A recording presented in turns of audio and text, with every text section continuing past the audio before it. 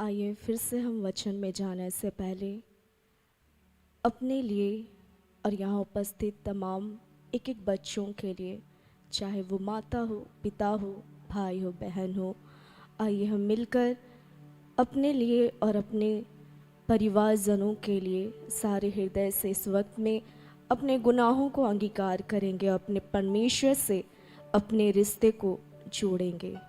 आइए हम प्रार्थना करेंगे।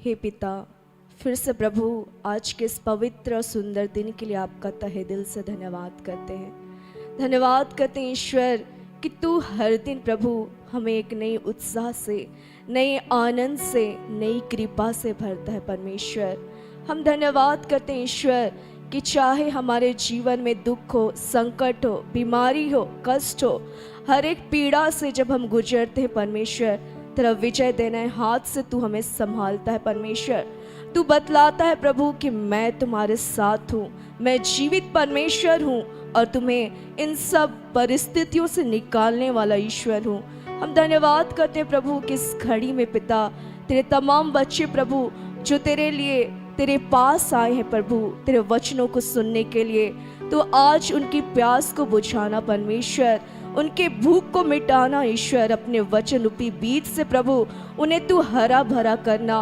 उनके जीवन को फलवंत करना। परमेश्वर, जो मुझे इस वक्त देख रहे हैं, सुन रहे हैं, जिस किसी के माध्यम से प्रभु हर एक को पिता इस वक्त में तू स्पर्श करना प्रभु। आत्मा में हम एक होना चाहते परमेश्वर, और तेरी संगति में बैठकर, तेरे सानिध्य में बैठकर फिर से प्रभु उस वचन को सुनना चाहते हैं जो तू आज सुनाना चाहता है इन्हें, कि हम तेरे शामत से भरकर तेरे बच्चों को तेरा प्रेम बांट सके। हम धन्यवाद का यह बलिदान प्रभु तेरे प्रिय पुत्र यीशु के नाम से मांग लेते हैं। इन्हें सुनिए और स्वर्ग के राज में आनंद से ग्रहण कर दीजिए। आमीन। सबों को जय यीशु। यीशु सहाय। Praise the Lord. कैसे हैं आप लोग? अच्छे हैं? खुश है? आनंदित है? ठीक है। आज प्रभु अपने वचनों से हम सबों से बातचीत करने जा रहे हैं। जो बातचीत हमसे प्रभु करेंगे वो हमारे जीवन में कभी न कभी घटी होगी या घट रही होगी। उन हर एक परिस्थितियों के लिए हम सारे हृदय से ईश्वर का धन्यवाद करेंगे। जैसे प्रभु ने मुझे आज खड़ा किया है यहाँ पर ही, तो प्रभु मेरे जीवन में बहुत सारी ऐसी घटनाओं को होने दिए जिससे मेरे जीवन में प्रभु का विश्वास बढ़ा। तो मैं यही दुआ करूँगी, यही प्रार्थना करूँगी कि मेरे गवाही से, मेरे वचनों के सुसमाचार प्रचार से प्रभु आपके जीवन में भी वो उम्मीद, वो उत्साह, वो नया कार्य आरंभ करेगा। ठीक है, आइए आज के वचन को हम सुनेंगे।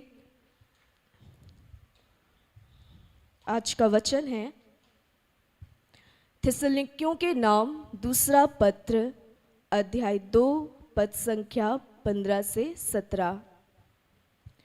इसलिए भाइयों, आप धाड़स रखें और उस शिक्षा में दृढ़ बने रहे जो आपको हमसे मौखिक रूप से या पत्र द्वारा मिली है।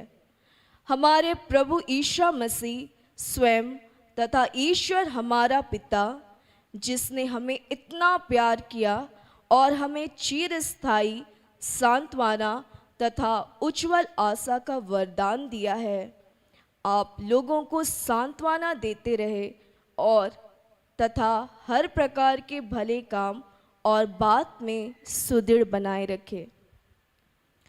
इस वचन से प्रभु सबसे पहले हमसे यही कहना चाह रहे हैं कि आज बहुत सारे हम जगहों में प्रार्थना, आराधना, वचन की उद्घोषणा को सुनते होंगे। किनके माध्यम से? सेवकों के माध्यम से, दास दासी के माध्यम से। आज प्रभु हमें यही कहना चाह रहे हैं कि जो शिक्षाएं, जो आज्ञाएं ईश्वर अपने दास दासियों के माध्यम से हमें देते हैं, कैसे देते हैं? मौखिक रूप से, मुंह से देते हैं, बोल कर देते हैं। क्या बोलते हैं हमें? कि हमें कैसे ईश्वर के मार्ग पर चलना है, कैसे हमें प्रभु के अनुरूप जीवन बिताना है, क्या उचित है, क्या अनुचित है, क्या सही है क्या गलत है। सबसे पहले हमें अगुवे दास दासी यही बतलाते होंगे ना, जब कभी हम अपने दास दासियों से मिले होंगे, जो भी सेवक सेविकाओं से हम मिले होंगे, प्रभु के शिक्षाओं को वो हमें ऐसे ही बतलाते हैं अपने मुख से कि क्या सही है क्या गलत है, क्या हमें करना चाहिए क्या नहीं करना चाहिए, कौन सा रास्ता ईश्वर के मार्ग पर हमें ले जाएगा और कौन सा रास्ता हम भटक जाएंगे, किस रास्ते में जाएंगे। तो इतनी आज्ञा इतनी शिक्षाएं हमें मिली है अपने दास दासियों के माध्यम से, अपने सेवकों के माध्यम से। प्रभु आज हमें सबसे पहले यही बतलाना चाहते हैं कि जो शिक्षाएं जो आज्ञाएं हमें अगुवों के माध्यम से, दास दासियों के माध्यम से मिलती है मौखिक रूप से, वो हमारे जीवन में एक नए उत्साह को भरते हैं, एक नई उम्मीद को भरते हैं, एक नई जोश को भरते हैं, एक आशा को हमारे जीवन में उत्पन्न करते हैं। वो कैसे उत्पन्न करते हैं? जब कभी हम अपने सेवक सेविकाओं से मिलते हैं तो वो हमें कहते हैं कि सब कुछ अच्छा हो जाएगा, कहते हैं ना, कहते हैं। यदि हम व्यभिचार में तो कहते हैं कि कोई बात नहीं, तुम व्यभिचार से निकल जाओगी, कोई बात नहीं, तुम व्यभिचार से एक दिन जरूर निकलोगी। वो एक क्या देते हैं? उम्मीद देते हैं, एक आशा हमारे जीवन में उत्पन्न करते हैं। यदि हम कष्ट में हैं, बीमारी में, तो क्या कहते हैं वो? कि आपका कष्ट एक दिन दूर हो जाएगा, हमारी सारी समस्याएं, हमारे हर एक बंधन क्या हो जाएंगे? दूर हो जाएंगे। वो क्या देते हैं? अपने मुख के माध्यम से हमारे जीवन में एक नई उत्साह को भर देते हैं, एक नई उम्मीद को भर देते हैं।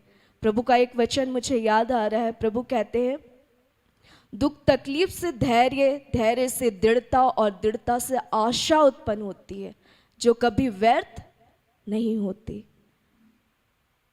आज हमारे जीवन में दुख तकलीफ होगी ना, है कि नहीं? है ना?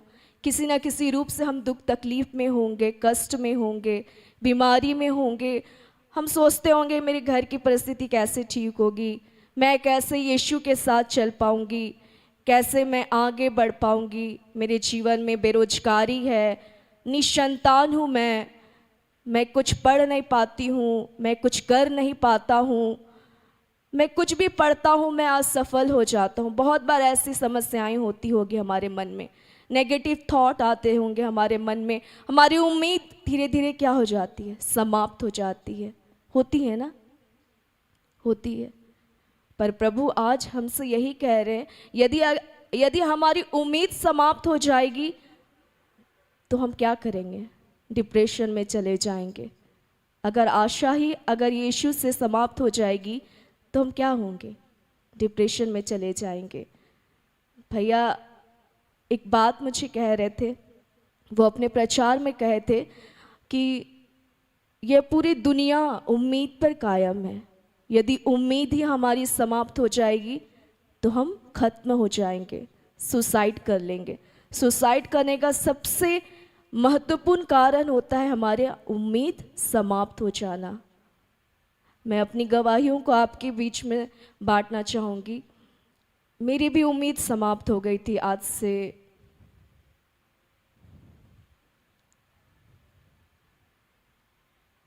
12-13 साल पहले, और मैं इतनी डिप्रेशन में चली गई थी कि मैं मरना चाहती थी, मैं सुसाइड करना चाहती थी, मैं जीना नहीं चाहती थी। मैं सोचती थी कि मेरा कुछ नहीं हो सकता, मेरा हर रास्ता समाप्त हो गया है, हर वो रास्ता जिससे मैं जाना चाहती थी वो रास्ता ही बंद हो गया था मेरे लिए।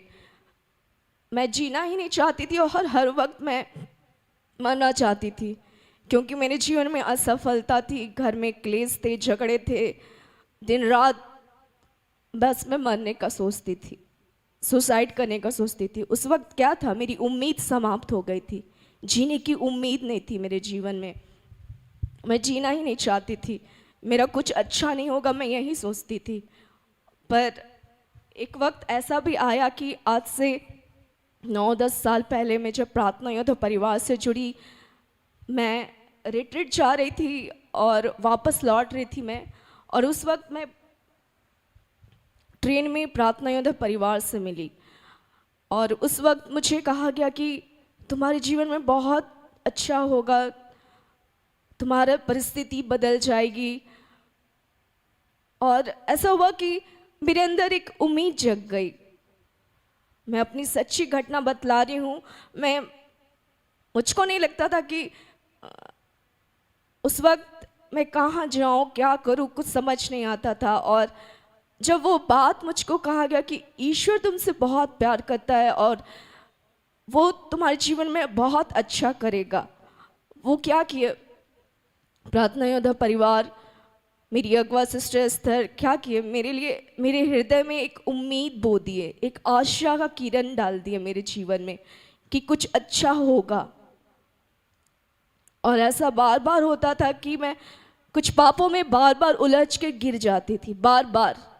मैं बार बार निकलना चाहती थी और बार बार मैं उस पाप में गिर जाती थी। और मुझको अपने में बहुत गिल्ट फील होता था कि मैं कैसे प्रार्थना योद्धा परिवार जाऊंगी।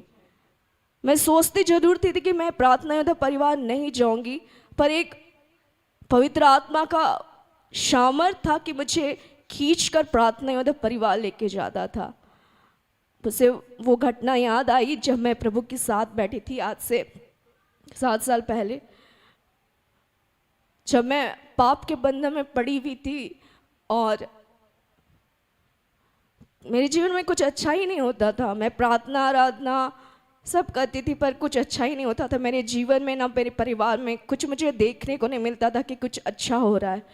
और ऐसा होता था कि मैं याद करती हूँ वो दिन कि मुझसे बहुत गलतियाँ होती थी, छन छन पाप में मैं गिरती थी।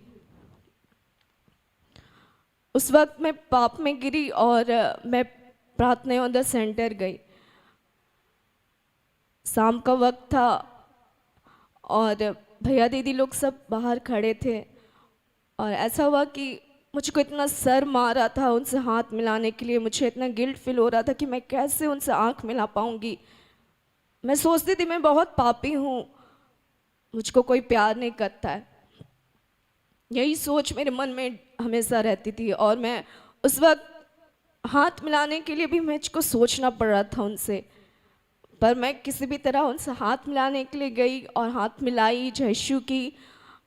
ऐसा हुआ कि मैं जैसे जय यीशु की और पीछे मुड़ी, उनसे हाथ मिला के उनका आँख फेस नहीं कर पा रही थी उनसे मैं, और हाथ मिला के मैं जैसे पलटी, मेरी अगवा पीछे से आकर मुझको गले लगा ली। मुझको समझ में आ गया कि प्रभु बतला दिए होंगे कि मैंने गलती की है, पर उनका प्यार मुझको बतलाया, एहसास दिलाया कि कोई बात नहीं, तुमसे गलती हुई पर तुम आई तो जरूर। ये उम्मीद बहुत साल तक धीरे धीरे धीरे धीरे मेरे जीवन में बढ़ता गया, एक आशा बढ़ती गई। और अगुवों के माध्यम से जो शिक्षाएं जो बतलाया गया, मैं उन पर चलने का प्रयास की और एक उम्मीद के चलते ही मैं आज जिंदा हूँ, एक आशा के चलते मैं आज जिंदा हूँ। तो मैं कब का इस दुनिया को छोड़कर चली गई होती।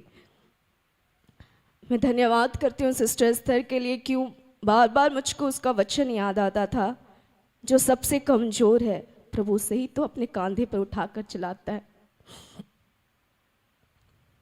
ये सब मुझको हमेशा विपरीत परिस्थिति में याद आता था। जब भी मैं कष्ट में हूँ, जब भी मैं दुखित हूँ, जब भी मैं अकेला महसूस करती थी, मुझको याद आता था कोई नहीं, यीशु तुमको कंधे में लेकर चल रहा है। वो बोलती भी थी कि मैं तो तुमको छोड़ दूंगी पर ईश्वर तुमको कभी नहीं छोड़ेगा। वो उम्मीद मेरे अंदर जगा दी थी कि ईश्वर है, वो जीवित है और तुमको कभी नहीं छोड़ेगा। जैसे इस वचन से प्रभु यही बोलना चाह रहे हैं कि जैसे अगुवों के माध्यम से, दास दासियों के माध्यम से बोला गया मुझे कि तुम्हारे जीवन में अच्छा होगा, तुम अच्छा बनोगी, आज मुझे सचमुच प्रभु अपने महिमा को प्रकट करके ये साबित किया कि सच में प्रभु गलत को सही साबित कर सकते हैं। जो मैं सोचती थी कि मुझसे कुछ नहीं होगा, मुझसे क्या होगा, मैं तो किसी काम की नहीं हूँ, पर प्रभु मुझे साबित किया कि मैं जब कुछ करना चाहूँ तो मुझे कौन रोक सकता है। वैसे ही जैसे मुझे प्रभु ने एक उम्मीद दी अगुओं के माध्यम से, वही कार्य आज आप लोगों को भी करना है। अपने परिवार में आप देखेंगे, अपने पड़ोसियों में देखेंगे, अपने आस पड़ोस में, अपने मित्रगणों के बीच आप देखेंगे कि जो आप मुसीबत में होंगे, जो विपरीत परिस्थितियों में होंगे, आज उनके जीवन में कष्ट होगा, दुख होगा, तकलीफ होगा, तो आपको कहना है एक दिन अच्छा होगा, एक दिन जरूर अच्छा होगा। एक उम्मीद को उनके जीवन में, एक उत्साह को उनके जीवन में आपको बोना होगा। जैसे मेरे जीवन में अगुओं के माध्यम से बोया गया, ईश्वर के माध्यम से बोया गया और मैं अब तक जीवित हूँ। जैसे प्रभु ने मुझको बचाया, आप लोगों को भी वही काम दूसरों के लिए करना होगा। वही शिक्षाएं, वही आज्ञाएं आप लोगों को दूसरों को देनी होगी। उनको उत्साहित करना होगा कि कुछ भी बुरा नहीं होगा, चाहे कुछ भी बुरा हो आपके जीवन में, पर आपको कहना होगा कि नहीं, सब अच्छा होगा। जैसे भाई बहन अभी गाना गा रहे थे ना कि यीशु का हाथ हाथों में लेकर तूफानी लहरों पर मैं चलूँगा, ये मेरा फेवरेट गाना है।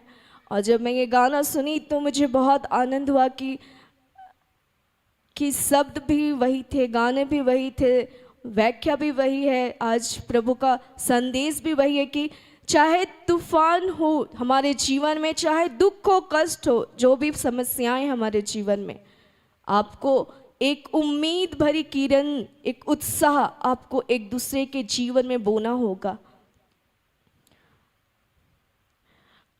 दूसरे खंड में प्रभु कहते हैं कि जैसे ईश्वर ने भी तो हमारे जीवन में वो काम किया। ईश्वर जैसे चिरस्थायी सांत्वना हमें देता है।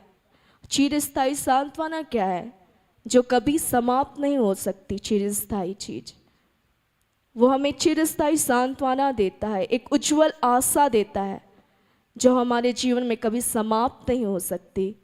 यीशु के माध्यम से यदि हम यीशु में विश्वास करते हैं, ईश्वर में विश्वास करते हैं, तो हम एक दिन जरूर विश्वास करें कि हमारे जीवन में कभी भी बुरा नहीं होगा।